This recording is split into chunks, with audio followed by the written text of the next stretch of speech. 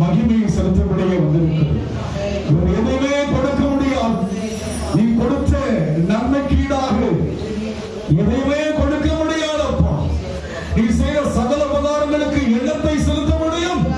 ரட்சிப்பின் பாத்திரத்தை எடுத்துக்கொண்டு உம்மை தொழுது கொள்வது தவிர எதையுமே செலுத்த முடியாது. தொழுகையில் பிரியப்படுகிறவர், துதியிலே வாசம் பண்ணுகிறவர் என்னால் மாத்திரமல்ல, என்னாலும் என் தேவன்